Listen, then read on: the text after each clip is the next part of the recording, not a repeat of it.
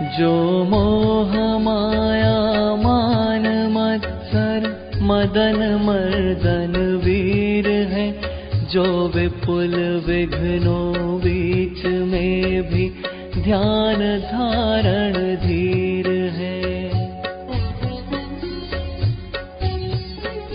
जो तरण तारण भव निवारण भव जलधि के तीर है, वे वंदनीय जिनेश तीर्थंकर स्वयं महावीर है।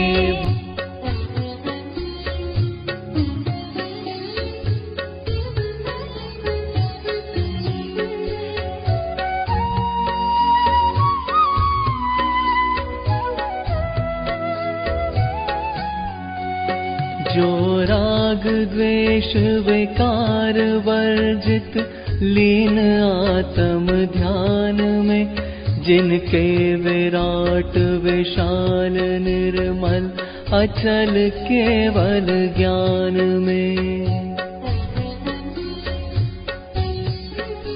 युगपद विशद सकलाठ झलके ध्वनित हो व्याख्यान में, वे वर्धमान महान जिन विचरे हमारे ध्यान में।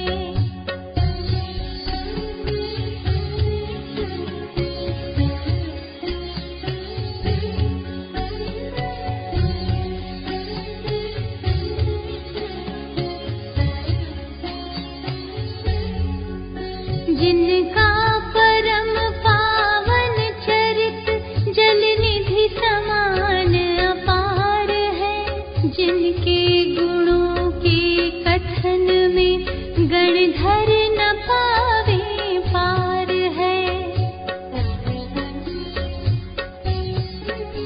बस वीतराग विज्ञान ही जिनके कथन का सार है, उन सर्वदर्शी सन्मति को वंदना शत बार है।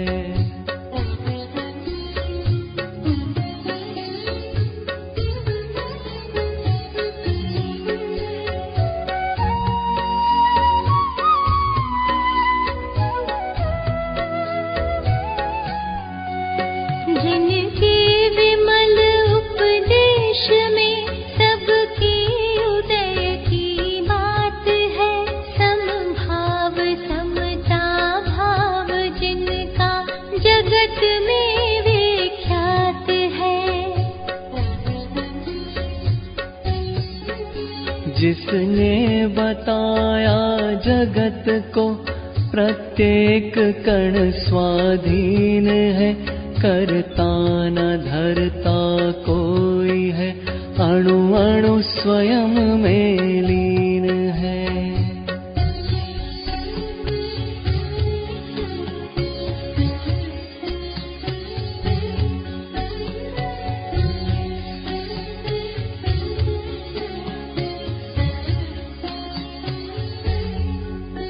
आत्म बने परमात्मा हो शांति सारे देश में, है देश ना सर्वोदयी महावीर के संदेश में, है देश ना सर्वोदयी महावीर के संदेश में।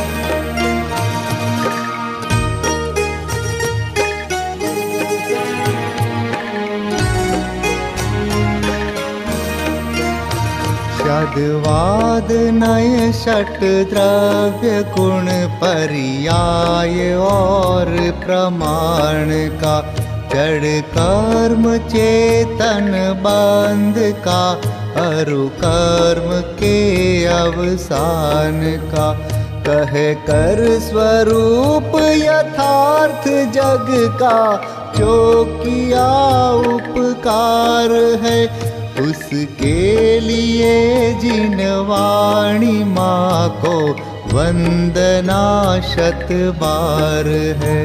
उसके लिए जिन वाणी माँ को वंदना शत बार है, वंदना शत बार है, वंदना शत बार है।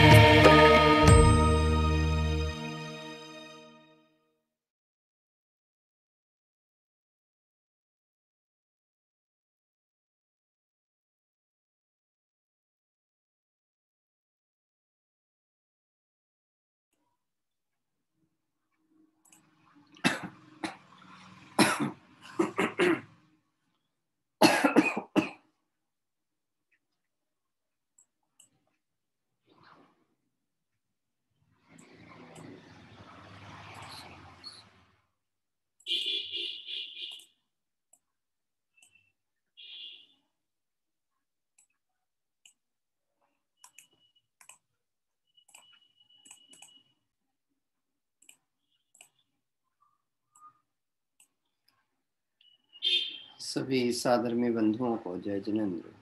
आइए मंगलाचरण पूर्वक स्वाध्याय प्रारंभ करते हैं।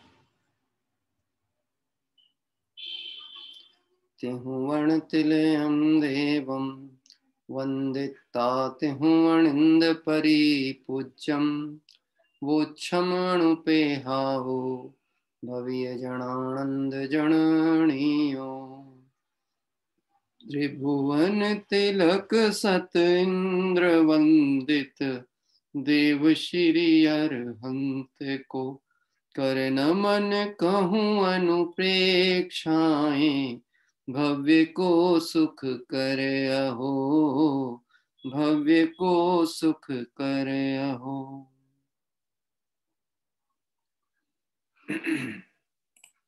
कार्तिक की अनुप्रेक्षा में लोक भावना की चर्चा के अंतर्गत कल 115वीं गाथा का विषय परसों के दिन हमने पूर्ण किया था।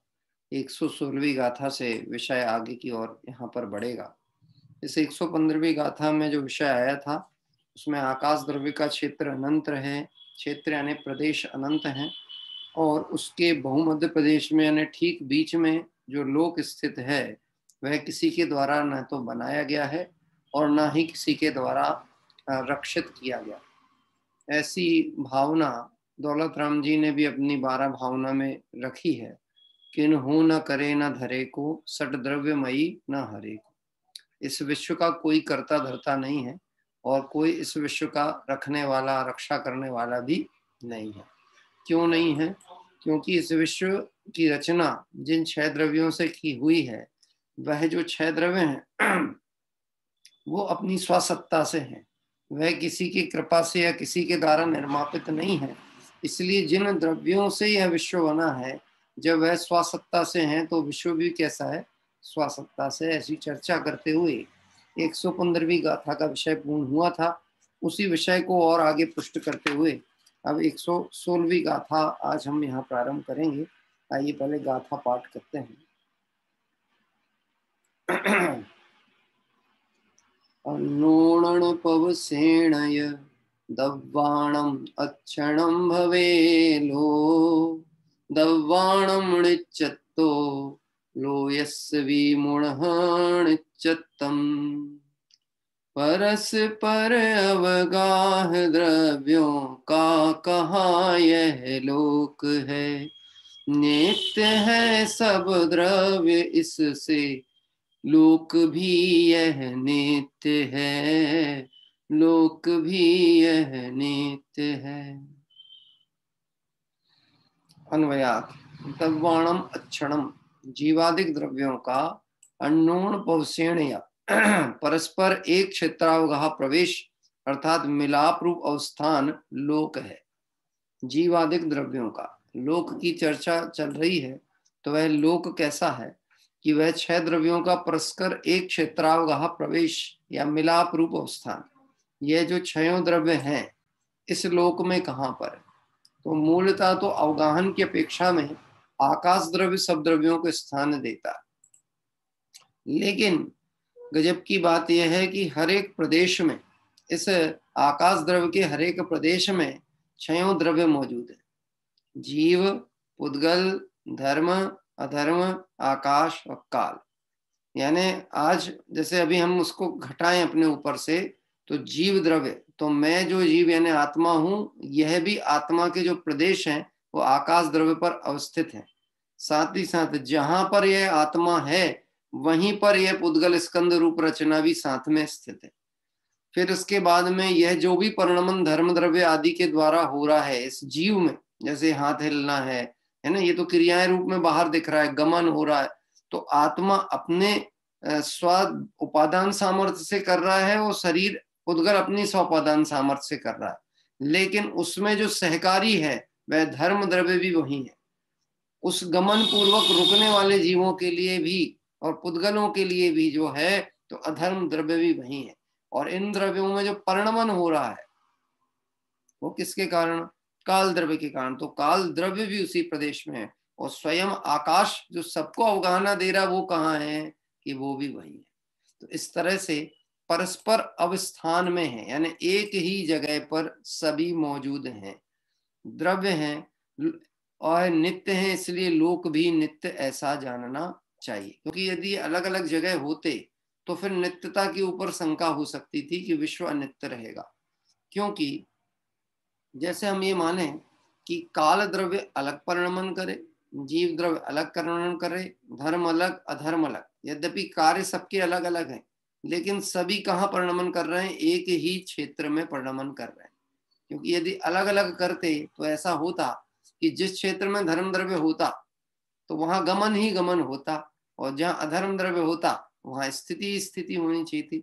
लेकिन जीव और पुद्गल जो गमन कर रहे हैं वो स्थिति को भी प्राप्त है, और इस क्षेत्र से उस क्षेत्र तक गमन करके स्थिति को प्राप्त हुआ, तो यहां से वहां जाने में जो परिणमन हुआ वह काल द्रव्य भी वहां उपस्थित है। और यहां से वहां गमन करने के लिए जिस क्षेत्र की आवश्यकता थी वह आकाश द्रव्य भी यहाँ मौजूद है। तो यदि यह सभी द्रव्य अपने अपने में नित्य हैं तो, और ये द्रव्य पूरे विश्व में भरे हुए हैं ठसाठस, कहाँ पर? विश्व में है, तो फिर यह विश्व भी कैसा हुआ? नित्य। क्योंकि जो जिससे निर्मित होता है वो उस रूप ही होता है। जैसे शक्कर है, शक्कर मीठी, तो शक्कर से बनने वाली मिठाइयां कैसी होंगी? मीठी। अभी देखो ऐसा हो सकता है शक्कर से बनने वाली अनेक तरह की मिठाइयां हैं, उसके वर्ण अलग हो सकते हैं, उसके रंग अलग हो सकते हैं, उसका स्वाद में भिन्नता हो सकती है, पर जब मिठास की बात की जाएगी तो मिठास में सभी मिठाइयों में शक्कर एक जैसी ही है, एक ही मिठास को लिए हुए। ऐसे यह विश्व नित्य क्यों है? क्योंकि इसमें जिन द्रव्यों का स्थान है वह द्रव्य भी कैसे हैं? नित्य है। पर्याय अनित्य है और द्रव्य नित्य। ये अपनी आगम शैली में यही बात कही जाती है, नित्य नित्य अरु एक अनेक। कैसा है? नित्य अनित्य। तो पूरा विश्व कैसा है? द्रव्य की अपेक्षा से नित्य है, और उस विश्व में जो द्रव्य है उनमें परिणमन चल रहा है, परिणमन की अपेक्षा से अनित्य भी है। लेकिन यहाँ पर उस द्रव्य की नित्यता, लोक की नित्यता सिद्ध करनी है, इसलिए 6 द्रव्यों के समुदाय को जो लोक कहा गया वह 6 द्रव्य, प्रत्येक द्रव्य नित्य है, इसलिए लोक भी कैसा होगा? नित्य ही होगा। अब यहाँ गाथा 116 पे बड़ा संक्षिप्त विवेचन गुरुदेव श्री का 2 पैराग्राफ में है, उस विषय को पढ़ेंगे। जीव पुद्गल इत्यादि 6 द्रव्य आकाश के जितने भाग में रहते हैं वही लोक। लोक किसे कहा? एक तो है अलोकाकाश जो कि अनंत है, लेकिन लोक की परिभाषा चल रही, तो लोक किसे कहते हैं? जहां जीव और पुद्गल रहते हैं। लोक किसे कहा? जहां जीव और पुद्गल। अभी हम कहाँ रहते हैं? अभी ये भेद बाद में लाना, ऊर्ध्व लोक, मध्य लोक, अधोलोक। अभी हम कहाँ हैं? लोक। कहाँ हैं हम? लोक। और लोक में भी कहाँ है? लोकाकाश। कहाँ पर? लोक में लोकाकाश पे हम निवास कर रहे हैं। तो जीव पुद्गल इत्यादि 6 द्रव्य, देखो इत्यादि 6 द्रव्य में सभी समाहित हो गए, पर मूलतः किसकी चर्चा की गई? जीव पुद्गल आदि, क्योंकि ये दिख रहे हैं, पुद्गल तो प्रत्यक्ष दिख रहा है और जीव ज्ञान गोचर है, तो जीव पुद्गल आदि 6 द्रव्य आकाश के जितने भाग में रहते हैं वही लोक है, और वह 6 द्रव्य वस्तु रूप से टिकते हैं। वस्तु रूप यानी इन 6 द्रव्यों में एक सामान्य गुण पड़ा हुआ है। कौन सा? वस्तुत्व नाम का गुण। उन 6 द्रव्यों में एक द्रव्यत्व नाम का गुण पड़ा है। ये जो किसी भी पदार्थ को वस्तु नाम दिया गया है, किसी को द्रव्य कहा गया है, उसके गुण की अपेक्षा से कहा जाता है। तो वस्तुत्व गुण किसे कहते हैं? जिस शक्ति के कारण अर्थ क्रिया कारित्व यानी प्रयोजन भूत क्रिया होती है, वो वस्तुत्व गुण। द्रव्यत्व गुण किसे कहते हैं? जिस शक्ति के कारण द्रव्य किसी ना किसी के ज्ञान का विषय हो, ये है नहीं, प्रमेयत्व गुण है वो। द्रव्यत्व गुण में आती है अस्तित्व गुण, तो जिस शक्ति के कारण द्रव्य का कभी अभाव नहीं होता और किसी से उत्पन्न नहीं होता, है ना। द्रव्यत्व गुण की परिभाषा में जिससे द्रव्य में द्रव्यपना कायम रहे। द्रव्यत्व गुण की परिभाषा क्या? द्रव्य में द्रव्यपना कायम रहे, एक द्रव्य दूसरे द्रव्य रूप ना हो, एक गुण दूसरे गुण रूप ना हो, है ना। और द्रव्य में रहने वाले अनंत गुण बिखर के अलग भी नहीं हो। नहीं, ये तो प्रमेयत्व में चलेगा। द्रव्य में द्रव्यपना, एक बार, हाँ थोड़ा कंफ्यूजन हो रहा है, मीना जी थोड़ा स्पष्ट कर लीजिए। हाँ, द्रव्य में निरंतर अवस्थाएं बदलती हैं। बहुत अच्छा। हाँ, ये प्रमेयत्व गुण में मैं मिलान कर रहा था। द्रव्यत्व गुण में जिस शक्ति के कारण द्रव्य की अवस्थाएं निरंतर परिवर्तित होती रहती हैं, अवस्था बदलती है पर द्रव्यपना कायम रहता है, तो उसको द्रव्य कहा गया। ठीक है, वो प्रमेयत्व गुण की परिभाषा है जो मैं कह रहा था। द्रव्य में द्रव्यपना कायम रहे, एक द्रव्य दूसरे द्रव्य रूप ना हो, और द्रव्य में रहने वाले अनंत गुण बिखर कर अलग ना हो जाए, उसको कहा गया प्रमेयत्व। यहाँ पे बात की जा रही है 6 द्रव्य वस्तु रूप से टिकते हैं।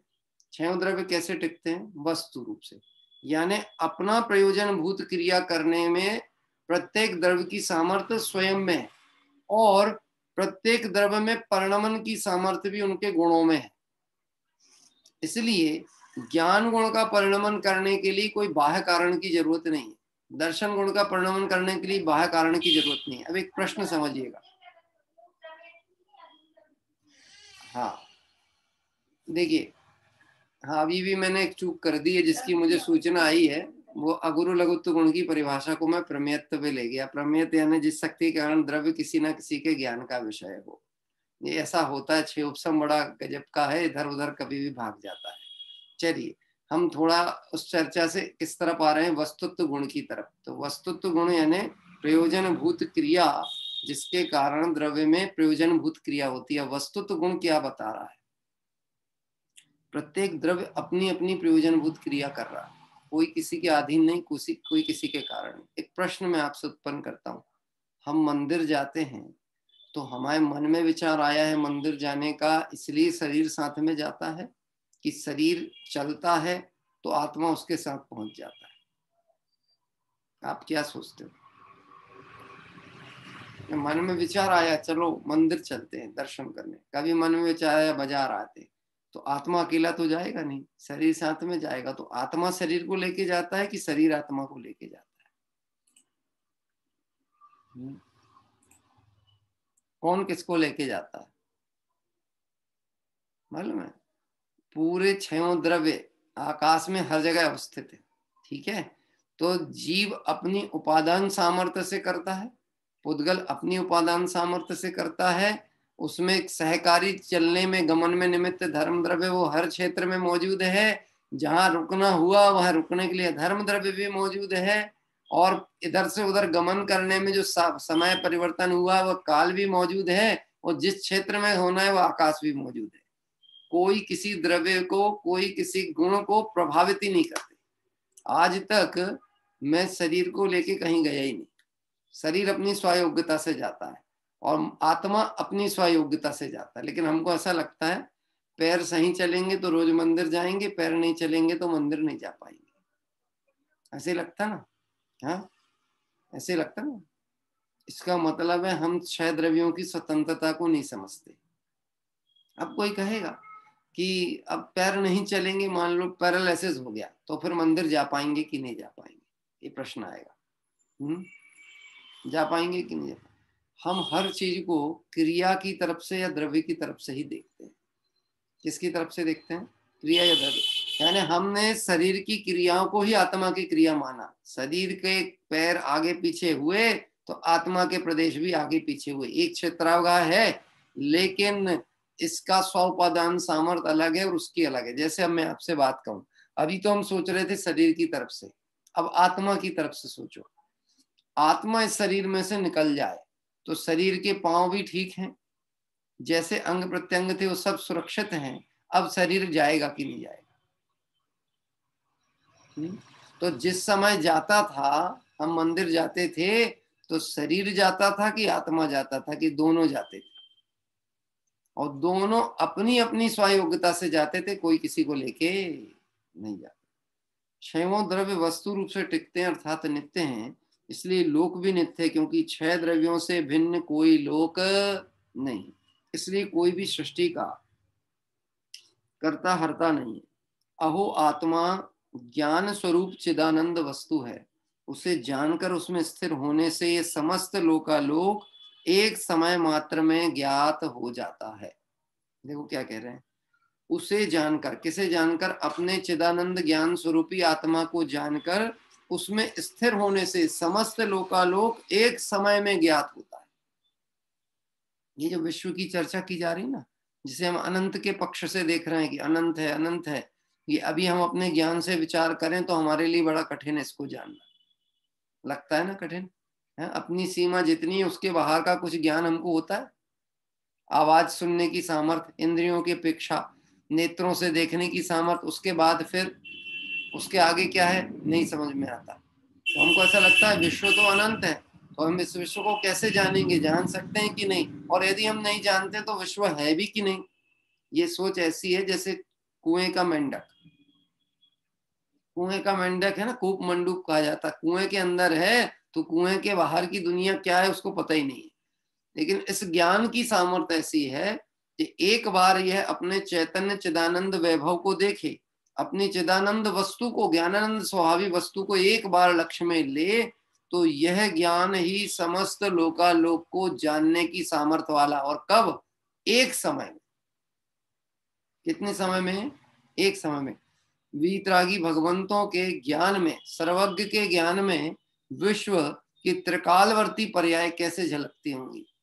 पहले भूतकाल समय आता होगा, फिर वर्तमान की, भविष्य की, तीनों युगपथ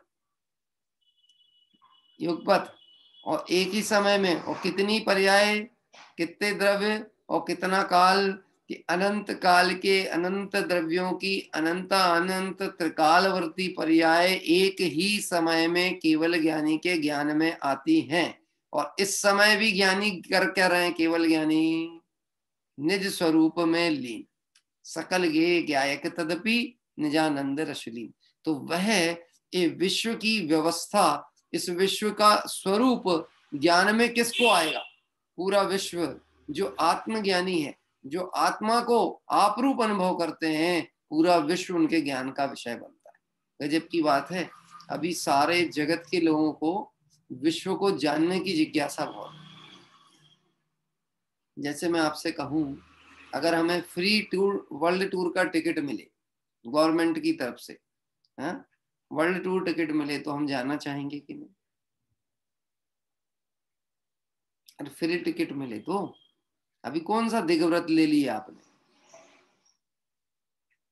दिग्व्रत देश व्रत ले लिया, कोई ने ले लिया हो तो अलग बात है, वो उनके लिए नहीं कह रहा।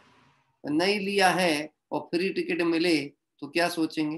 हो क्या जाए। मैं आपसे पूछता हूँ, क्या हम विश्व भ्रमण कर सकते हैं कि नहीं? एक ही समय में, एक समय में विश्व भ्रमण हो सकता है कि? अरे अनंत समय में इस विश्व का अनंत बार भ्रमण हुआ है, पर एक समय में यह विश्व अपने ज्ञान का विषय बन जाए, ये सिर्फ ज्ञान की सामर्थ्य है। और वो स्वभाव के ऊपर झुकने वाली ज्ञान की पर्याय एक समय में पूरे विश्व को जान सकती है। एक समय। अभी कितना समय बीत गया स्वाध्याय करते करते, अभी आज जो चालू किया है, अनंत समय बीत गए हैं। और एक ज्ञान की सामर्थ्य ऐसी है कि इस विश्व को एक समय में त्रिकालवर्ती रूप से जान सकता है। ऐसे ज्ञान स्वभाव की अचिंत महिमा है। अब गजब की बात समझना, लोक भावना में भी विश्व की महिमा नहीं बताई जा रही, विश्व की अनंतता नहीं बताई जा रही है, आत्मा के ज्ञान की सामर्थ्य का परिचय करा के आत्मा की सामर्थ्य का ही परिचय कराया जा रहा है।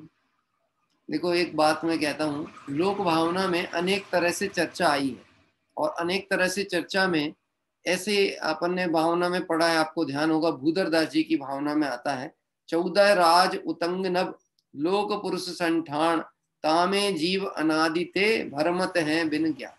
14 राज उतंग नभ, ये 14 राजू का जो उत्तंग नभ यानी पूरा विश्व है, लोक है, इसमें यह जीव अज्ञानता से भ्रमण करता है और ज्ञानी यानी सर्वज्ञ परमात्मा इससे छूटते हैं और पूरा विश्व उनके ज्ञान में आता है। अब मैं आपसे पूछता हूं, वर्ल्ड टूर करना सरल काम है कि अपने आत्मा का परिचय करना ज्यादा सरल काम? मुझसे एक बार किसी ने पूछा कि बच्चे थे पाठशाला के, तो उन्होंने पूछा केवली भगवान को रसगुल्ले का स्वाद आता होगा कि नहीं आता होगा? रसगुल्ले का स्वाद आता होगा कि नहीं आता होगा? तो मैंने उसी से पूछा तुम्हारा मन क्या कहता है? नहीं, बोले पाठशाला में बोलते हैं ना जो लोकालोक के समस्त पदार्थों को, तो हमने अपने टीचर से पूछा था कि रसगुल्ला भी पदार्थ है क्या? तो बोले हाँ है। तो उनको वो स्वाद आता होगा कि नहीं आता होगा?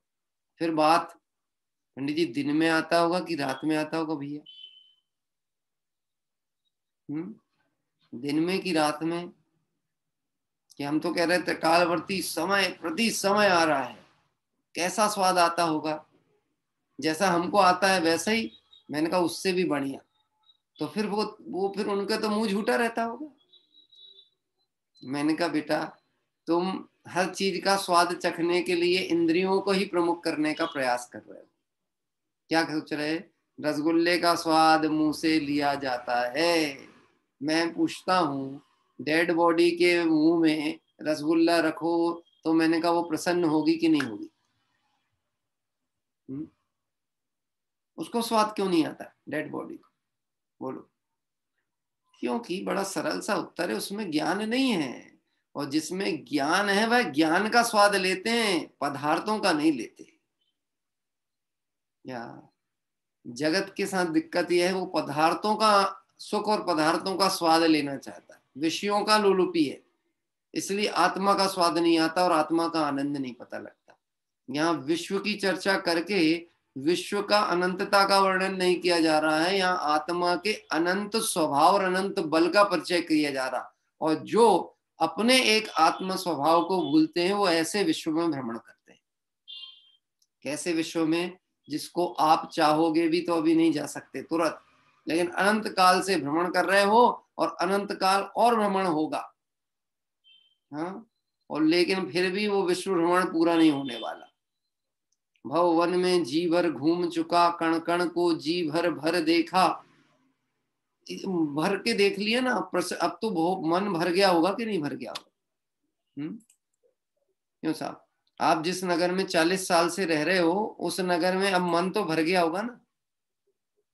अब चलो दूसरे नगर चलते हैं। अरे नहीं साहब, हमारा शहर बहुत बढ़िया है, हम जहाँ रहते हैं हमको वहीं मजा आता है। गांव हो तो गांव, शहर हो तो शहर, हमको तो आनंद वहीं आता है। अब विचार करके देखना, ये जीव विश्व में भ्रमण कर रहा है इस लोक में, किस कारण से? एक एक अवस्था और पर्याय में और पंचेंद्रीय विषयों में सुख की लगन या सुख की खोज के चक्कर में।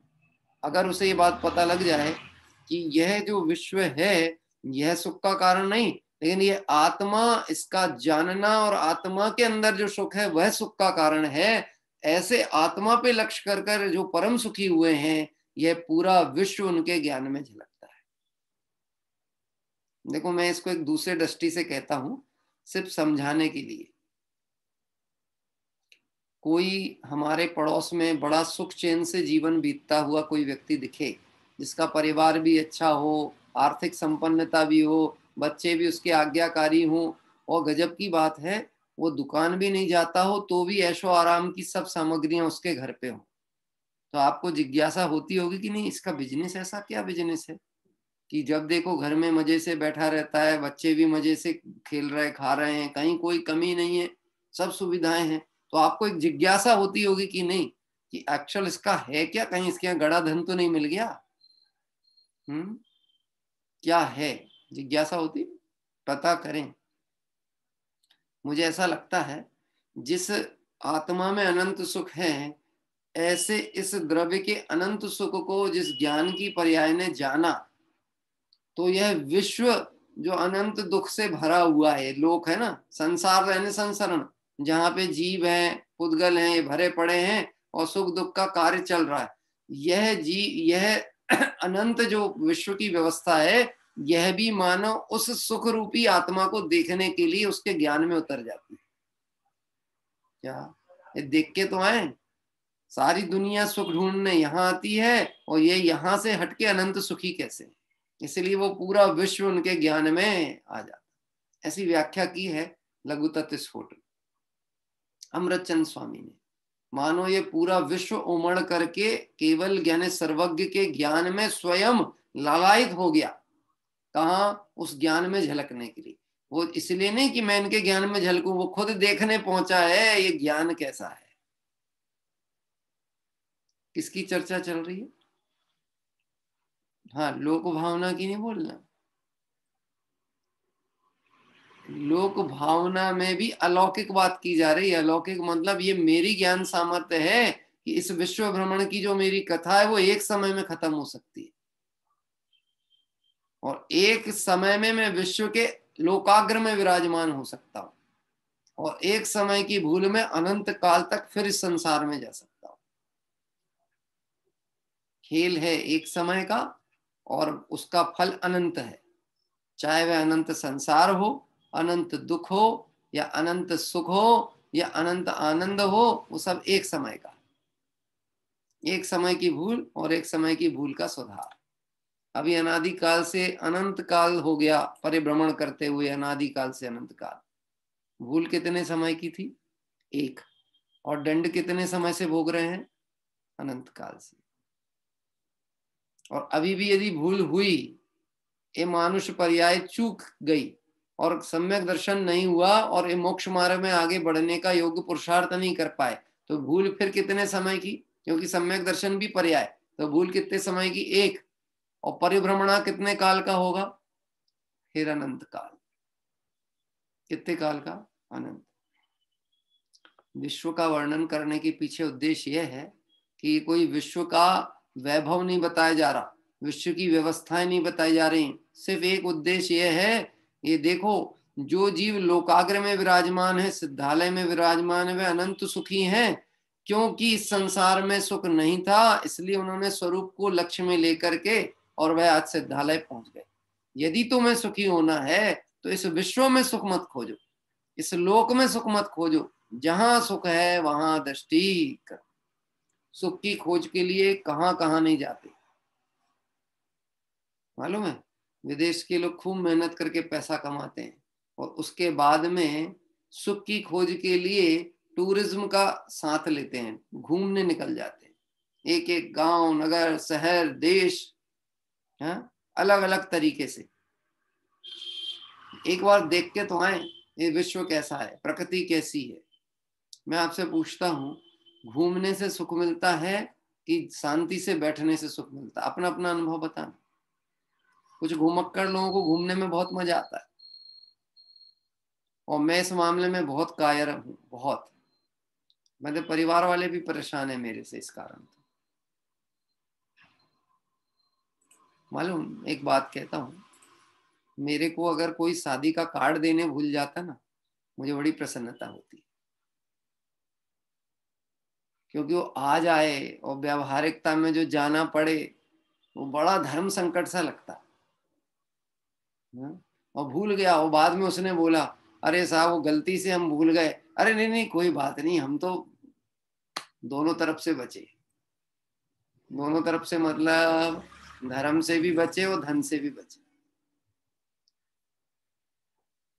पर किसी किसी को बड़ा आनंद आता है, ये रिसेप्शन की खबर आ जाए ना, वो पूरा परिवार तैयार होके चला, पूरा कुटुंब, बहुत मजा आया। मेरे पिताजी की भी एक मनोवृत्ति ये थी, उनको समय का वेस्टेज बहुत अखरता था कि व्यवहार में जितना समय हमारा बर्बाद होता है, हम अपने आत्मार्थ के लिए उसमें से समय का अंश भी नहीं लगा पाते। आप देखो, किसी व्यवहारिक आयोजन प्रयोजन में आप पहुंच जाओ, आपको समय का पता नहीं लगेगा। 2 घंटे, 4 घंटे, 6 घंटे बैठ करके सिर्फ हंसी ठिठोली और कषाय के अलावा और कुछ नहीं। और ईमानदारी से बताना, वो जो चेहरे पे मुस्कुराहट लेके लोग आपस में मिलते हैं, वो सच्ची प्रसन्नता है कि वो दिखावा है?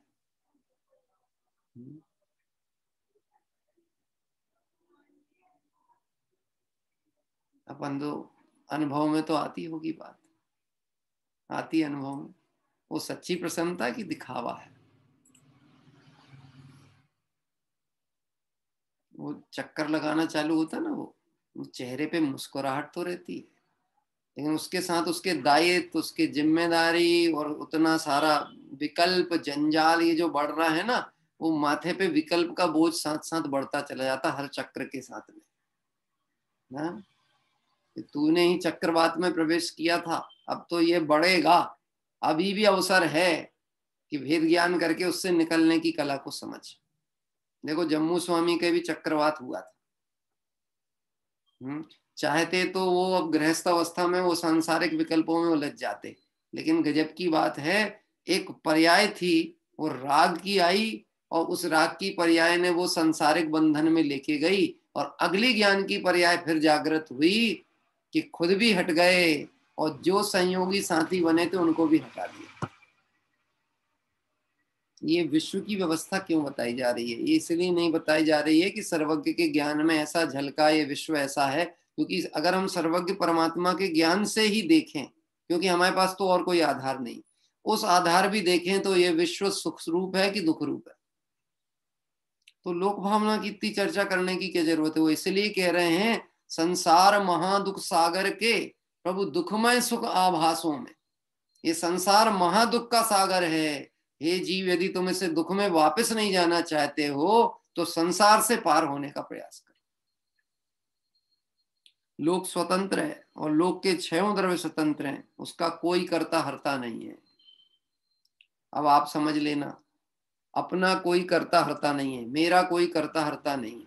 भले हम भगवान की भक्ति में ये बात कहते हैं, तुमसे लागी लगन ले लो अपनी शरण, पारस प्यारा मेटो मेटो जी संकट हमारा। और विचार करके देखना, भगवान हमारे संकट मेटेंगे कि नहीं मेटेंगे? और अगर वो हमारा संकट मेटने के लिए आए तो वो संकट में पड़ जाएंगे। क्यों? क्योंकि जो राग करता है वो संकट में पड़ा है। वो किसी का संकट मिटाने का भाव आया मतलब राग, मोह, और जो मोही रागी वो संकट में है। आज हमारा जो भी मोह राग के अनुसार प्रवर्तन चल रहा है ना, मोह राग देश से संसार अवस्था में, हमको ही संकट में डाल रहा है। संसार बढ़ रहा है और हम सोचते हैं कि हम प्रोग्रेस कर रहे हैं। क्या एक दुकान से 2 दुकान होना प्रोग्रेस है कि नुकसान है? पुण्य के उदय से व्यापार में वृद्धि हो गई और मरने तक की फुर्सत नहीं हो रही है, ये उन्नति है कि पतन की तरफ? मरने तक की फुर्सत नहीं, उन्नति है कि पतन है? जयंती लाल जी साहब, बात ख्याल पड़ती है? संसार लगने लगा असार, निज ज्ञायक की सुध आई। असारता बताने के लिए संसार भावना का वर्णन किया है। लोक भावना का वर्णन इस संसार का स्वरूप बताने के लिए किया गया है। 6 द्रव्य स्वतंत्र हैं, कोई कर्ता हर्ता नहीं है। घर का जो विकल्प है ना हमारा परिवार का, कि परिवार के लोग तो संस्कारित हैं, अच्छे हैं, हमारे बच्चे साहब बहुत अच्छे हैं, बहुत हमारे आज्ञाकारी, हमसे बहुत प्रेम करते हैं, निश्चित हमको पूरा भरोसा है हमारे बुढ़ापे में हमारा साथ देंगे। इसका ना कोई कर्ता हर्ता कोई नहीं है। क्या मैं आपको बता रहा हूँ ना, कुछ घटनाएं ऐसी होती हैं जो अभी कल सिवनी की मैं बहुत से लोगों से मिला, बुद्धि पूर्वक मिला, क्योंकि एक बहुत लंबा समय उधर जाके बिताया था। 2 घंटे में कम से कम मैं 22-25 लोगों से मिला। बुजुर्ग थे, एक लंबे उम्र 15-16 साल के बाद मिलना हो रहा था, तो जा जाके मिला। बहुतायत अनुभव मुझे ऐसे सुनने मिले कि मतलब ये संसार की विचित्रता बहुत खतरनाक देखने को मिलती है। हाँ? अब 2 बातें हो सकती हैं, राग की दिशा में देखोगे आप तो ऐसा लगेगा अभी भी राग मौजूद है, साधन मौजूद हैं, और आप धर्म से तरफ से विचार करके देखो तो लगेगा संसार का स्वरूप कितना विचित्र है। माता पिता ने जीवन भर अपने पुत्र के लिए लगाया, और ऐसा भी था कि पुत्र आज्ञाकारी था, और एक्सीडेंट में मौत हो गई। क्या अब उनके भविष्य का क्या होने वाला है? बात ख्याल में आती? इसलिए कह रहे हैं कोई करता हरता नहीं है, लोक के 6 द्रव्य नित्य हैं, इसलिए लोक भी नित्य है। अब एक बात समझना, कोई करता हरता नहीं है, ये बात सुन के बड़ी असरणता और असारता लगती है संसार में। अब मैं फिर एक प्रश्न आपसे कहूंगा, संसार में सभी अशरण हैं कि कोई शरण भी है? क्योंकि अशरण कह दो ना, असार कह दो, तो ऐसा लगता तो है, खेद खिन्नता आने लगती है, परिणामों में बड़ी शिथिलता आ जाती है। अरे संसार में तो कोई अपना नहीं है, हम तो अकेले ही पड़ गए साहब, ऐसे तो हमारा जीवन बड़ा कष्टमय हो गया। अब मैं आपसे प्रश्न पूछता हूँ, संसार में कोई शरण है कि नहीं है? अशरण संसार में कौन शरण है? शुद्धात्म अरु पंच गुरु जग में शरणा दो। शुद्धात्मा और पंच परमेष्टि ये जगत में शरण है। अभी इस समय कोई करता हरता नहीं है, लेकिन आत्मा अपना स्वयं का करता हरता है। इसका मतलब है मुझे किसी के भरोसे बैठने की जरूरत नहीं है, कोई मेरा कर देगा ऐसा सोच करके भी नहीं बैठना। मैं लौकिक जीवन की तरफ से भी कहता हूं, अपनी व्यवस्था इतनी रखना जितने में आपकी वृद्धावस्था तक की जो भी जीवन हो वो अपनी स्वाधीनता से बीत जाए। इतनी व्यवस्था रखना, मोह में पड़ करके ऐसा मत कर देना। लौकिक लौकिक बात कह रहा हूं, लौकिक मोह में पड़ करके ऐसा नहीं कर देना कि अपना जीवन महापराधीन हो जाए। क्योंकि गृहस्थ की भूमिका है, कमजोर अवस्था है, परिणाम बिगड़ते टाइम नहीं लगता, और फिर वो वृद्ध अवस्था में तो शरीर असक्त हो जाए और कोई समय ना दे, अकेले पड़ जाओ, और फिर उसके बाद जिनसे हमने अपेक्षा की थी वो तिरस्कार करने लगे, तो फिर परिणामों की संभाल करना कठिन। और इन भावों का फल क्या होगा जब वो आर्तरोध परिणाम चलेंगे। जैन दर्शन का कर्ता धर्ता सिद्धांत की प्रत्येक द्रव्य अपना है, अपने को अपना ही करना है। बात ख्याल में आती? हाँ, अपन व्यापार अपने लिए करते हैं कि परिवार के लिए? कि हम मोह से परिवार के लिए करते हैं, बाकी कर सिर्फ अपने ही लिए रहे हैं। मोह है तो कहते हैं कि पूरे के लिए कर रहे हैं, मालूम कोई किसी के लिए नहीं करता। अपने को ऐसा लगता है हम कमा के लाते हैं तब सब घर की व्यवस्थाएं होती हैं, कोई ऐसी बात नहीं है। सब अपने अपनी भाग्य का लेके आए हैं, कोई मालिक बन के बैठ के खाता है, कोई नौकर बन के काम करता है।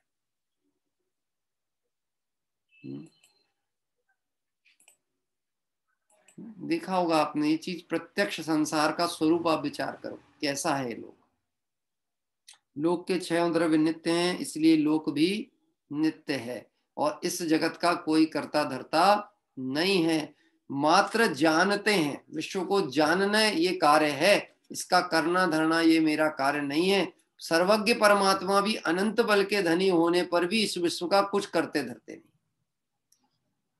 तो हमको भी क्या करना है, उसी सिद्धांत को समझ के ये विश्व की स्वतंत्रता जाननी है, 6 द्रव्यों की स्वतंत्रता जाननी है। आइए एक गाथा पे और आगे बढ़ेंगे। सरल विषय है, सिर्फ हमें शब्द साहब पढ़ते हुए श्रद्धान को दृढ़ करते हुए बढ़ना है। 170वीं गाथा। अब यहाँ कोई तर्क करे कि यदि प्रत्येक द्रव्य द्रव्यों का समुदाय रूप लोक नित्य है तो फिर उत्पत्ति व नाश किसका होता है? उसका समाधान करने के लिए गाथा कहते हैं।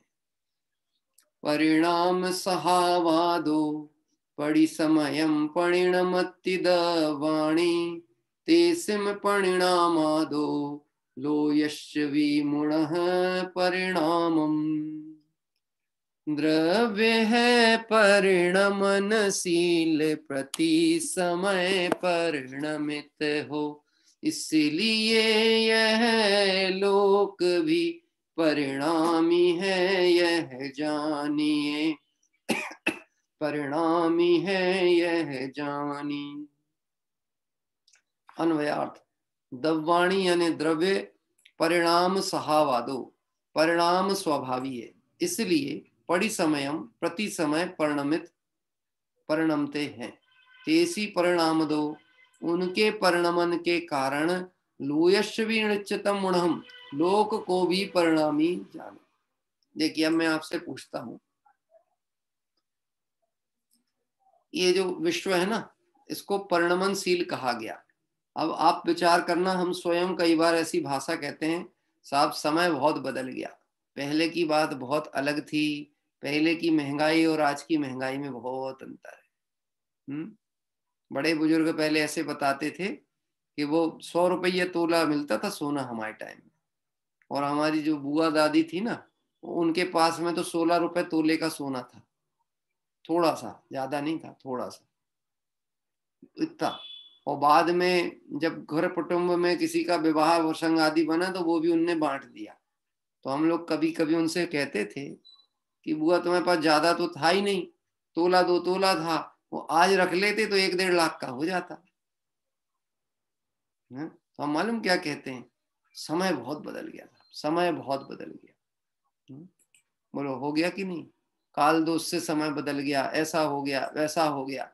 अरे यहाँ कह रहे हैं कि वह द्रव्य परिणामी है, यानी द्रव्य में जो गुण है वह परिणमनशील है, तो उनका परिणमन होगा तो विश्व का परिणमन भी होगा, विश्व का परिणमन भी होगा, और प्रति समय होगा, हमारे चाहने अनुसार नहीं होगा। मैं आपसे पूछता हूं, कोई ने चाहा था कि ऐसी बीमारी भारत में नहीं विश्व में आए जिससे हम गुजरे हैं अभी? कोई चाहता है? अगर हम राजनीतिक बात कहें तो ऐसे आरोप भी तो लगे ना किसी देश के ऊपर कि इन्होंने ये बीमारी फैलाई है। वो चाहता था कि विश्व की अन्य लोगों की व्यवस्थाएं बिगड़ जाएं, अर्थव्यवस्था बिगड़ जाए, जिससे हम राजा बन जाएं। ऐसे आरोप प्रत्यारोप भी लगे ना, क्या सच्चाई है मुझे नहीं मालूम, लेकिन लोग कहते हैं, ऐसी बात आती थी ना। हाँ, तो कोई चाहता है कि परिणमन हो जाए? हम चाहते थे हो, लेकिन हमारे चाहने अनुसार नहीं हुआ, और हम ये चाहते भी बैठ रहे थे कि जल्दी ठीक हो जाए, जल्दी ठीक हो जाए। तो जितना समय उसको लगना है वो लगेगा। और एक और बात समझना, जब यह परिणमनशीलता आपने एक बार देख ली और समझ ली, तो ये समझ के चलना जो दिख रहा है वह भी परिणमनशील है। इसका मतलब है यह तो अभी ट्रेलर है,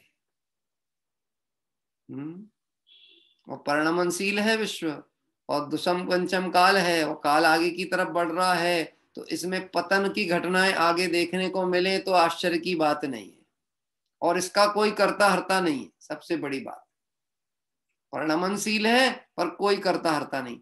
जो हुआ है उसके लिए किसी को आरोप मत दो, इनके कारण ऐसा हुआ, इनके कारण ऐसा हुआ। अरे भाई, द्रव्य परिणमनशील है और यह विश्व इन द्रव्य से बना हुआ है, तो यह विश्व भी कैसा होगा? परिणमनशील ही होगा। अनुकूलता प्रतिकूलता ये हमारी दृष्टि है।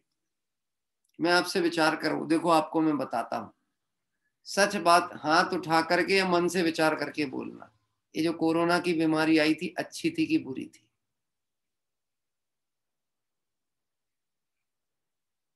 अच्छी पे मोहर लगाइए, अच्छी थी और बुरी थी?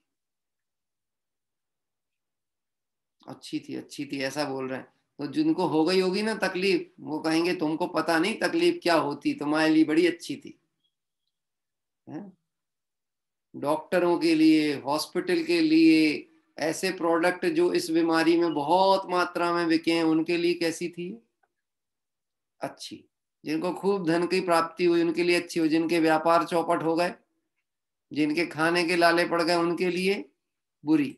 अब मैं आपसे पूछता हूं, लगती लोगों की सोच और दृष्टिकोण के अनुसार विश्व का परिणमन होने लगे, तो जिसका बिजनेस तगड़ा चला था, मैं ये आपको प्रैक्टिकल उदाहरण बता रहा हूं, लोगों ने जिंदगी में, जिसने कभी सैनिटाइजर को हाथ नहीं लगाया होगा, सैनिटाइजर 5-5 लीटर के कैन में बिके दुकानों से।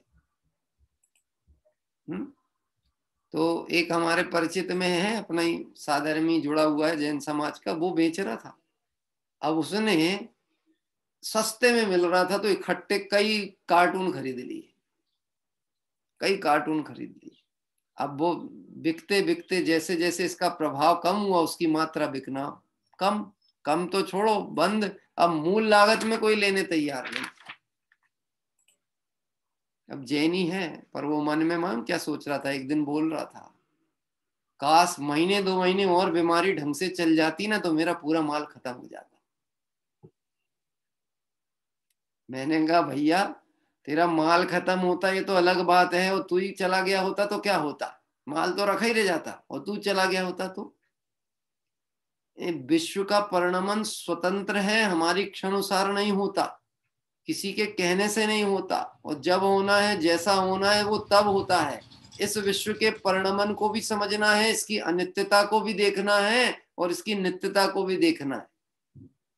अनित्यता को देख के परेशान नहीं होना और नित्य मान करके इसमें आकर्षित नहीं होना।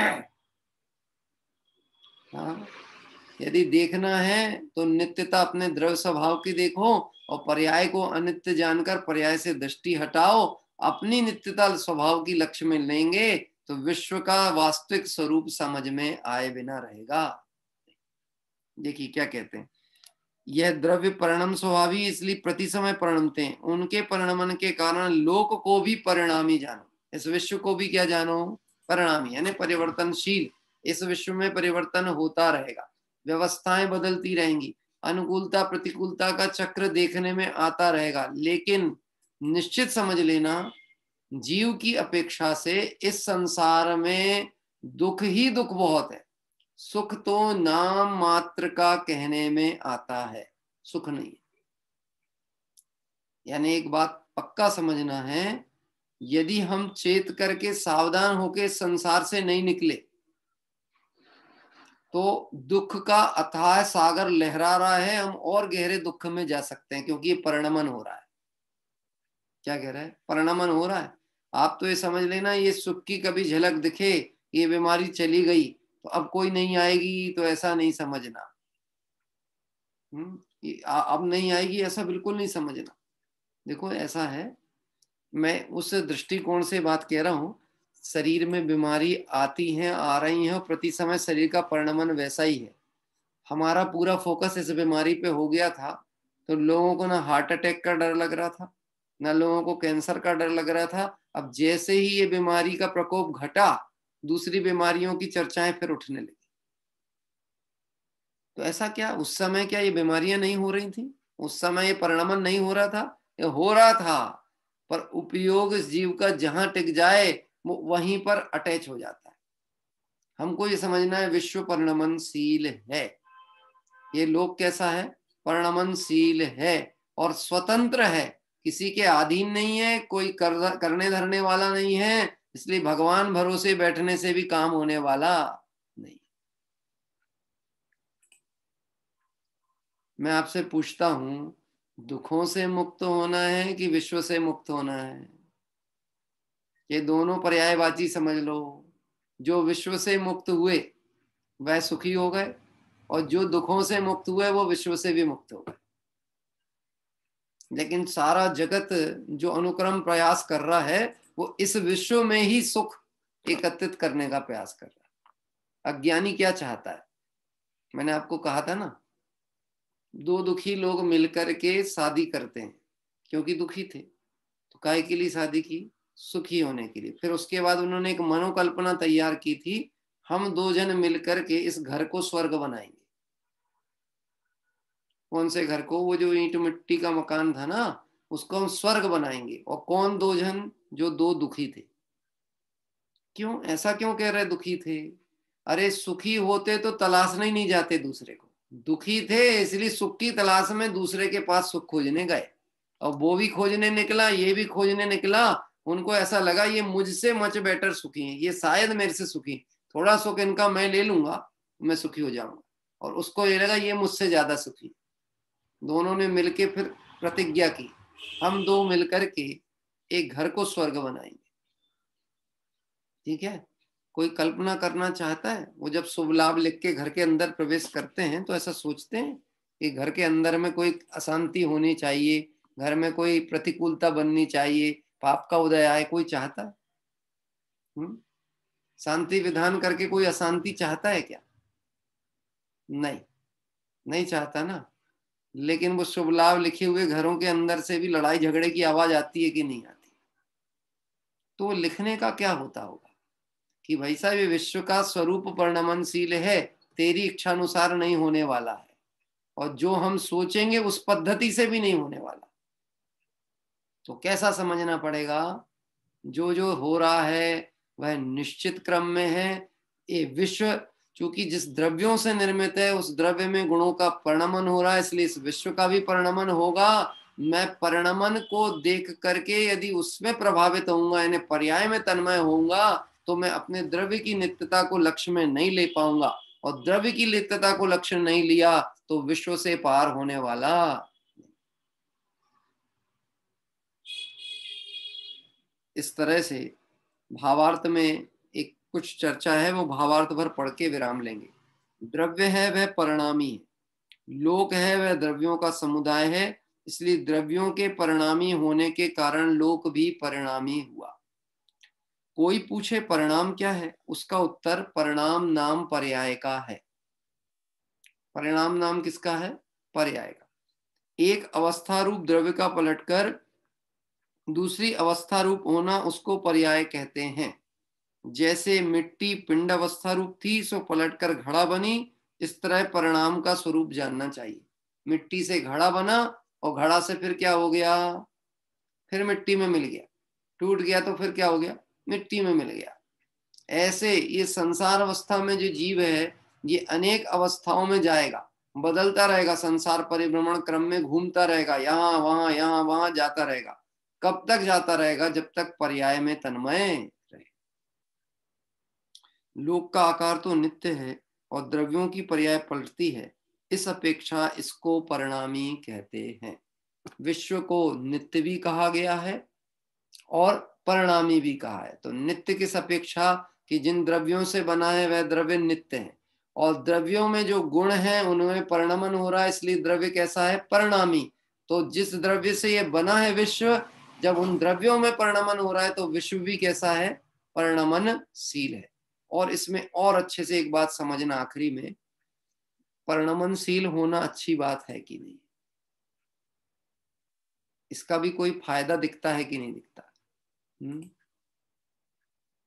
पाप का उदय आए, पुण्य के उदय से पाप का उदय परिणमित हो, पाप के उदय से पुण्य का उदय परिणमित हो, तो अच्छा है कि नहीं? जगत जन नहीं चाहता, लोग नहीं चाहते हैं कि मेरे पाप का उदय आए, वो चाहते हैं पुण्य का ही उदय चलता रहे। और परिणाम कैसे करते हैं? परिणाम रहते हैं पाप रूप और चाहते हैं पुण्य का उदय। अच्छी बात है, विश्व परिणमनशील है, कोई करने धरने वाला नहीं है, कर्मों को कोई प्रभावित नहीं कर सकता, कर्म जड़ हैं, वह तो जीव जैसे परिणाम करता है उस हिसाब से बंधते हैं और वैसे उदय में आते जाते हैं। और पाप का उदय नहीं आए ना तो जीव को कभी ये संसार के स्वरूप का विचार करने का परिणाम ही ना तैयार। क्या अपन प्रैक्टिकल सोचो, अभी आज हम जो भी जिनवाणी पढ़ रहे हैं, बैठ करके स्वाध्याय चिंतन कर रहे हैं, यद्यपि बहुतायत लोग स्वाध्यायी हैं, वो करते ही होंगे, मैं ऐसा मानता हूं, लेकिन आज हम 2 घंटे 3 घंटे अगर धर्म आराधना में अपना उपयोग को लगाने का प्रयास कर रहे हैं, तो यह समय नहीं आया होता, ये असाता का प्रसंग नहीं आया होता, तो कभी हमारे को विचार आता, अगर हमको इतनी फुर्सत नहीं मिली होती घर में बैठने की, तो हमको भाव आता कि हम ये धर्म करें, धर्म से जुड़ें, अपने हित के लिए इसमें लगें। हाँ, परिणमन होना जरूरी है। आज प्रतिकूलता ने हमें धर्म से जोड़ा, अनुकूलता में फिर तुम उसमें मत जुड़ जाना, क्योंकि विश्व परिणमनशील है। क्या एक समय में अनुकूलता प्रतिकूलता में कब बदल जाती पता नहीं लगता, और प्रतिकूलता अनुकूलता में कब बदल जाती वह भी पता नहीं लगेगा। प्रतिकूलता का भी परिणमन होने वाला है, क्योंकि वो कर्म उदय है, और वो परिणमन होगा तो अनुकूलता भी आ सकती है, लेकिन तुम अनुकूलता में भी तन्मय मत हो जाना। हाँ? चाहे अंधियारा हो या दूर किनारा हो, दोनों बातें, अंधियारा हो या दूर किनारा हो, और हम कहते हैं कि बिल्कुल हाथ के सामने मंजिल दिख रही हो, तुम प्रमादी भर मत होना, क्योंकि प्रमादी हुए और विश्व के परिणमनशीलता को ओझल किया उपयोग से, तो समझ लेना कि विश्व परिणमन तो रुकने वाला नहीं है, ये जीव का संसार चक्र इसी तरह चलता रहेगा। यद्यपि हम कोई ऐसी भावना नहीं पाएंगे बैठ करके यहाँ पे, एक बार फिर से ऐसा बंद हो जाए, एक आध साल को लॉकडाउन लग जाए तो बहुत मजा आए, ऐसा तो नहीं भाएंगे हैं, लेकिन ये भाव नहीं भाएंगे, लेकिन हम इस संसार से मुक्त हो जाएं, ये भाव होना चाहिए कि नहीं होना चाहिए। एक सच बात विचार करना, आखिरी बात, अपने मन में अपने हित के लिए विचार करना।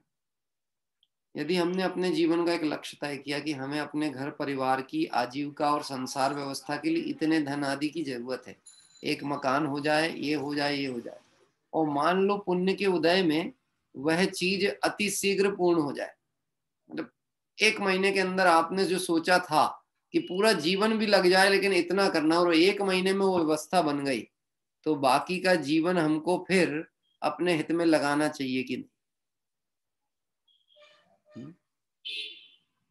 लगाना चाहिए ना, क्योंकि विश्व परिणमनशील है। ये बात समझ लेना कि जो पुण्य के उदय से सामग्री मिली है, व्यवस्थाएं बनी हैं, यह परिणमन चल रहा है, तो यह कब पलट जाए इसका कोई ठिकाना नहीं। और जब ये पलट गई और फिर हमारे परिणाम पाप रूप हो गए, परिणमन पाप रूप होने लगा, तो फिर हम उन पाप रूप श्रृंखलाओं में जुड़ करके और धर्म से दूर होकर के, धर्म आराधना से दूर होकर अपना कितना संसार बढ़ा लेंगे पता ही नहीं लगेगा। इसलिए एक टारगेट, एक लक्ष्य तय करना बहुत जरूरी है इस संसार के अभाव के लिए। और सभी जीवों को, बड़े बुजुर्ग हों, नए उम्र के हों, सबको तय करना पड़ेगा, सीमांकन करना पड़ेगा, अपने हित के लिए उपयोग को समेटना पड़ेगा, और आत्म कल्याण की भावना से इस मार्ग पे सम्यक श्रद्धान करके इसमें आगे की ओर बढ़ना पड़ेगा। नहीं तो तृष्णा की खाई खूब भरी, वह रिक्त रही पर रिक्त रही, है ना। ये विश्व की चर्चा इसलिए की गई है कि विश्व का भ्रमण खत्म हो जाए, इसके लिए नहीं की गई है। पंडित जी, हमने तो सुना विदेश क्षेत्र में बड़ा अच्छा वातावरण है, आध्यात्म की खंड की चर्चा भी आई थी, वहां तो सदैव तीर्थंकर परमात्मा विराज रहते हैं। अगर हम वहां होते तो कितना आनंद आता, कि होते नहीं, तुम होके लौट के आए हो, क्योंकि विश्व परिणमनशील है, तो वो पर्याय बदलने वाली थी, वहां की आयु पूर्ण हुई तो वहां से जाना पड़ा। वहां सदैव तीर्थंकर होने पर भी एक ही तीर्थंकर नहीं रहते, वह तीर्थंकर भी। और एक बार मैंने सुमन जी के प्रवचन में सुनी थी बात, ऐसा बोल रहे थे, बड़े बुजुर्ग लोगों का मरना अच्छा होता है कि नहीं होता? सुनना, विश्व के परिणमन पे बोल रहे थे, हैं, जैसे उम्र बढ़ती है और आदमी का देह छूट गए, मरण हो गया, अच्छा हुआ कि नहीं हुआ? अभी सोच रहे हो आप कैसा उत्तर दें, उत्तर देने में क्या होगा पता नहीं, क्या लोग सोचेंगे, क्या सोचते हैं बड़े बुजुर्गों के प्रति। संसार में मरण होना चाहिए कि नहीं संसार में, पहले तो बताओ। जन्म तो बहुत अच्छी चीज है, जन्म में तो बहुत आनंद आता है, मरण होना चाहिए कि नहीं? कि भाई साहब अगर पोस्ट खाली नहीं होती तो तुम्हें प्रमोशन ही नहीं मिलने वाला,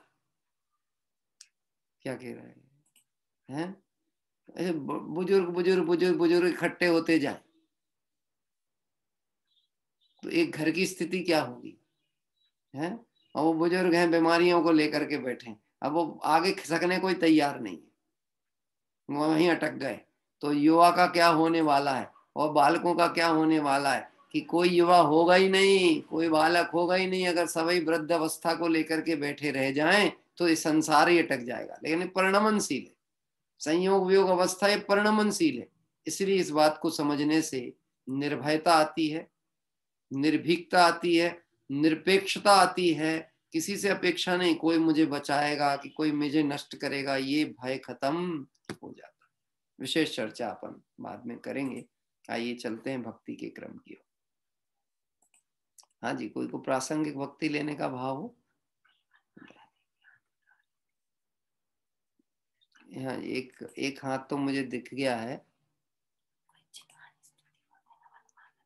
कमल जी पाटिल, हाँ इनका नंबर है, उनके यहाँ से माता जी ने हाथ उठाया है, मैं उन्हें आमंत्रित करता हूँ। अनम्यूट करिएगा, आपको अनम्यूट करना पड़ेगा आपको। देखिए मैं आपके मोबाइल में, हाँ हो गया। हाँ जी हो गया, आ गई आवाज आ रही। अभी बोल।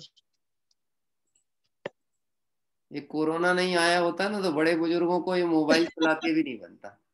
हाँ, बराबर है। हाँ इसके लिए क्या काफी। करना चाहिए? मैं इतना, जय जिनेन्द्र। जय जिनेन्द्र जी, जय। मैं, हाँ, मैं ज्ञानानंद स्वभावी हूँ। मैं ज्ञानानंद स्वभावी हूँ। मैं हूँ अपने में स्वयं को, पर से कुछ भी संबंध नहीं। मैं अरस रूपी स्पर्शी, पर से कुछ भी संबंध नहीं। मैं ज्ञानानंद स्वभावी हूँ। मैं ज्ञानानंद स्वभावी हूँ। मैं रंग राग से भिन्न, वेद से भी मैं भिन्न निराला हूँ। मैं हूँ अखंड चैतन्य पिंड, निज रस में रमने वाला हूँ। मैं ज्ञानानंद स्वभावी हूँ। मैं ज्ञानानंद स्वभावी हूँ। मैं ही मेरा करता धरता, मुझ में पर का कुछ काम नहीं। मैं मुझ में रहने वाला हूँ, पर में मेरा विश्राम नहीं। मैं ज्ञानानंद स्वभावी हूँ। मैं ज्ञानानंद स्वभावी हूँ। मैं शुद्ध बुद्ध विरुद्ध एक, पर परिणति से प्रभावी हूँ। आत्मानुभूति से प्राप्त तत्व, मैं ज्ञानानंद स्वभावी हूँ। मैं ज्ञानानंद स्वभावी हूँ। मैं ज्ञानानंद स्वभावी हूँ। जय जिनेन्द्र। बहुत सुंदर। ज्ञानानंद स्वभावी का ये जो पाठ हम सभी का प्रिय है, और आचार्य कुंद कुंद स्वामी के समय सार आदि ग्रंथादि राज के भावों को इस पाठ में आदरणीय हमारे छोटे दादा के द्वारा ये बहुत ही सुंदर रचना अपने स्वरूप का परिचय कराने के लिए और इस विश्व की व्यवस्था का ज्ञान कराने के लिए कि मैं ही मेरा करता धरता, मुझ में पर का कुछ काम नहीं, अभी जो चर्चा चल रही थी उसी भावनाओं को आपने इस पाठ के माध्यम से पुष्ट किया। आइए हम सभी आगे की क्रम में बढ़ते हैं, भाव प्रतिक्रमण करने के उपरांत जिनवाणी स्तुति पाठ और कल की मंगल पूजन की जानकारी। हे अरहंत प्रभु, मुझसे मन वचन काय द्वारा कृत कार्य तन्मोदना द्वारा समरंभ समारंभ आरंभ द्वारा क्रोध मान माया लोभ द्वारा प्रमाद इत्यादि विभावों द्वारा इस भव में या पूर्व भव में सच्चे देवशास्त्र गुरु की अभिनय हुई हो, व्रतों में अतिक्रम व्यतिक्रम अतिचार अनाचार दोष लगाया हो, एक इंद्रिय से लेकर पंचेंद्रिय तक किसी भी जीव की हिंसा हुई हो, विराधना हुई हो, दिन या रात में लगाए सर्व दोषों का पश्चाताप व्यक्त करता हूँ, क्षमा मांगता हूँ, वह मेरे सभी दोष मिथ्या हूँ, मैं मुझ में रहूं। इस प्रकार मैं इन सभी दोषों का प्रायश्चित करता हूँ। ओम नमः सिद्धेभ्य।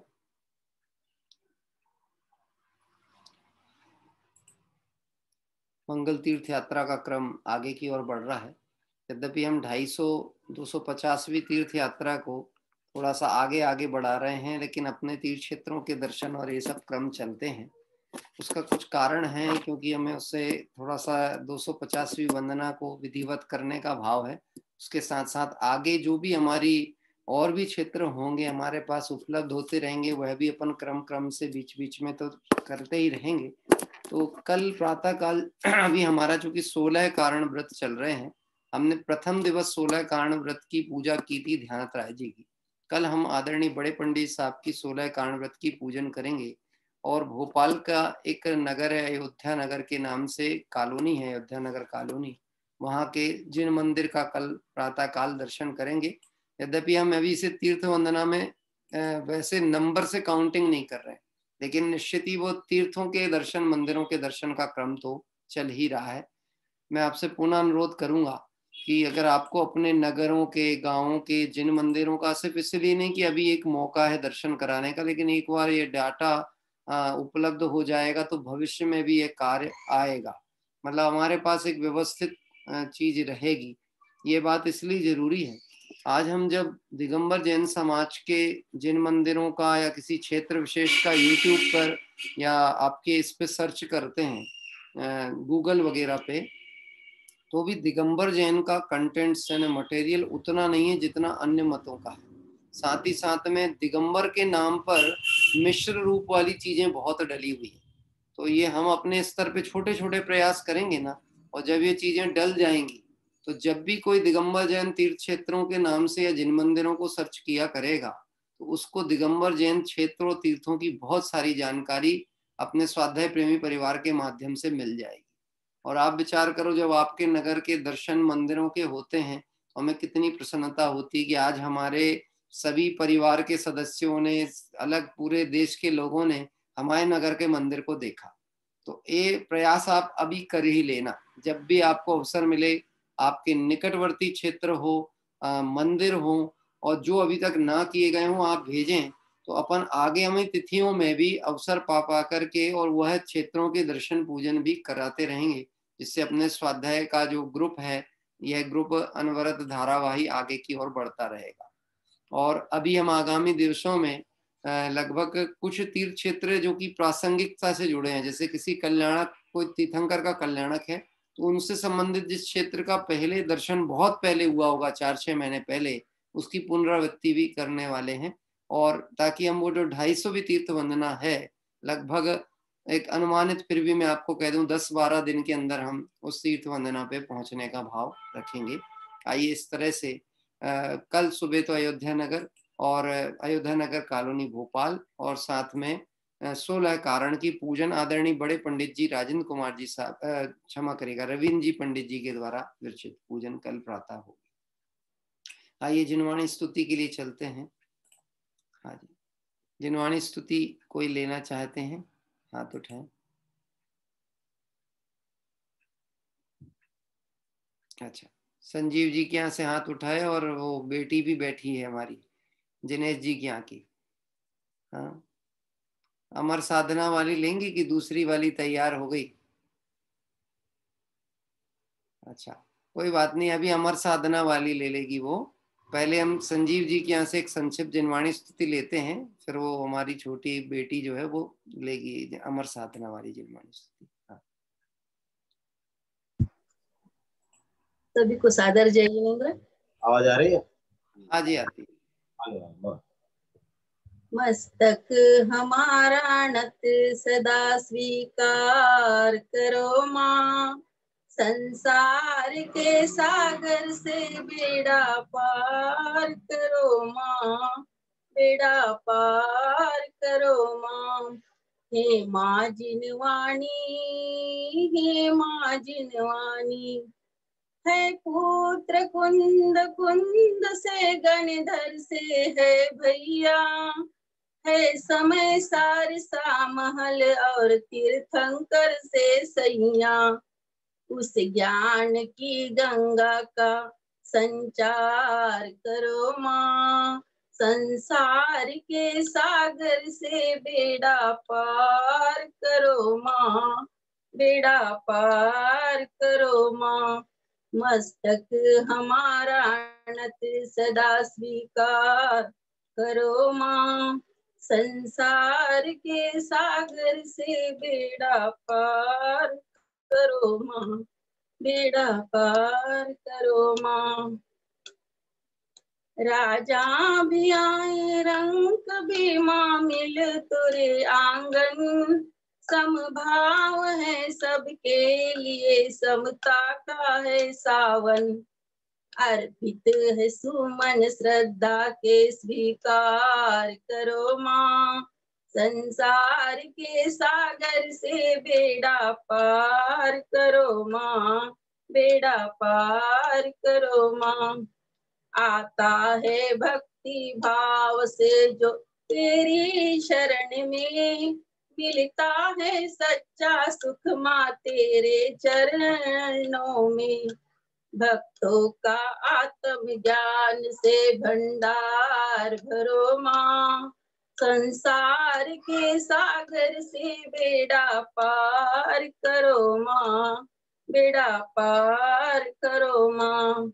हे माँ जिनवानी, हे माँ जिनवानी, मस्तक सदा नत सदा स्वीकार करो माँ, संसार के सागर से बेड़ा पार करो माँ, बेड़ा पार करो माँ। जय जय जय। बहुत सुंदर आपने अभी जिनवाणी स्तुति ली, सभी को बहुत पसंद भी आई और अपनी नवीन जिनवाणी स्तुति है, यद्यपि सुनी हुई होगी लोगों ने, लेकिन बहुत सुंदर जिनवाणी स्तुति का पाठ आपके द्वारा लिया गया। आज ये एक पुस्तक है जिसमें से जिनवाणी स्तुति ली गई। हमारे रमेश जी साहब दिखा रहे हैं, उसका कवर फ्रंट पेज दिखाई, अध्यात्म तरंग है। हमारे आदरणीय पंडित राजेंद्र कुमार जी साहब जबलपुर दिगंबर जैन मुमुक्षु मंडल के द्वारा प्रकाशित, उसके द्वारा ये जिनवाणी स्तुति पाठ हुआ। आइए हम सभी चलते हैं छोटी बालिका के द्वारा एक बार पुनः, फिर कल कृषा और द्रव्या, कल लेना बेटा आप दोनों दिन, कल है ना। आज तो अभी ये हमारे पूना से बच्ची ले रही है बेटी।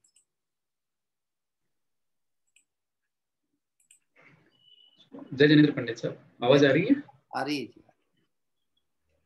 अमर साधना निरत योगी तनक कैसा सुख गया है, वैभव की उन्माद भरे उन रातों को अब भूल गया है।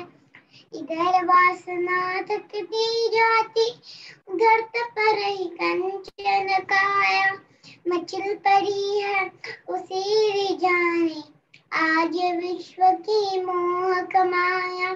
तपोवन्नी में जल जल योगी कंचन निखरा करते हैं, अभिशापों के वरदानों की स्वर्णिम फूल खिला करते हैं।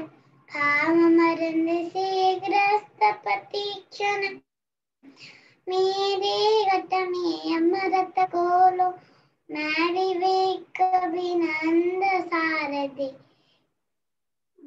अंजन से लोचन खोलो, मैं विवेक विनंद सारदे, अंजन से लोचन खोलो। जय बोलो जिनवाणी माता से हो।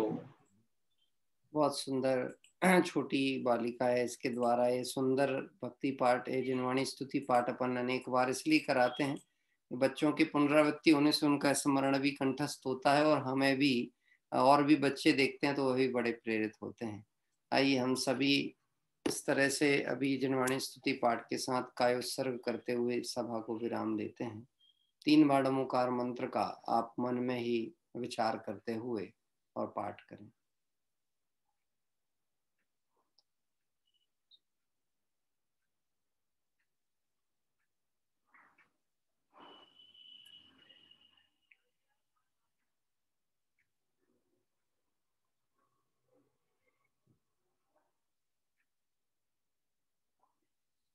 जवरी दाल दिशांग में जिनवाणी माता की जय हो। देव शास्त्र गुरु भगवान की जय हो। अनंतानंद सिद्ध परमेष्टि भगवंतों की जय हो। वीतरागी जैन शासन की जय। कल की मंगल तीर्थ वंदना में यदि किसी को नाम प्रेषित करना हो परिवार के साथ बैठते हुए तो मुझे अभी मैसेज कर दीजिएगा विदिन 5 मिनट्स, तो मैं अभी मैसेज फॉरवर्ड करने के पहले उनका नाम उसमें जोड़ सकता हूँ। किसी की भी भावना हो तो प्रेषित करिएगा। सभी साधर्मी सुंदर आराधना के पथ पर बढ़कर संसार दुखों से मुक्त हों, इस पवित्र भावना से विराम। सभी को जय जय।